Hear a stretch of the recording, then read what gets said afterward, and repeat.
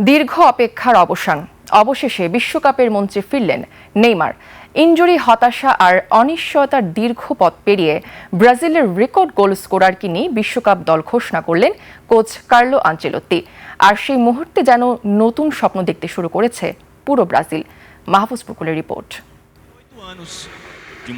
Rio de জেনিরিওর the museum of টুমোরোতে উৎসবের আবহে ২৬ সদস্যের বিশ্বকাপ দল ঘোষণা করে ব্রাজিল। জমকালো অনুষ্ঠানে শুরু থেকেই বাড়ছিল উত্তেজনা। একটাই প্রশ্নই ঘুরছিল সবার মনে, নেইমার কি ফিরছেন?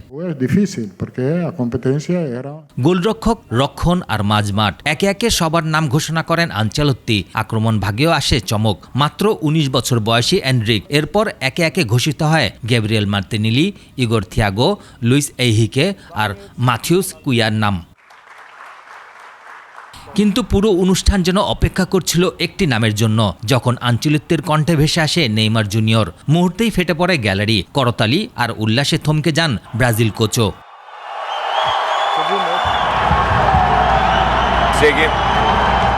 ২০২৩ সালে চোটে পড়েন নেইমার। এরপর একের পর এক ইনজুরিতে ছন্দ হারিয়ে ফেলেন নিজের জায়গাও। শেষ পর্যন্ত আল হিলাল ছেড়ে ২০২৫ সালের জানুয়ারিতে ফিরে যান শৈশবের ক্লাব সান্তোস এফসি-এ। লক্ষ্য ছিল একটাই, নিজেকে নতুন করে ফিরে পাওয়া।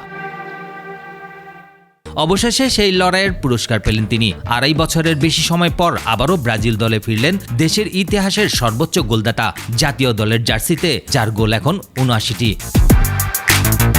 নেইমারের সঙ্গে আক্রমণ ভাগে থাকছেন রাফিনিয়া, রায়ান ও ভিনিসিয়াস জুনিয়র। আগামী ১৩ জুন মরক্কোর বিপক্ষে ম্যাচ দিয়ে বিশ্বকাপ অভিযান শুরু করবে Brazil. Hicimos a evaluação de Neymar, todo. Mahfuz Mukul, ২১ television.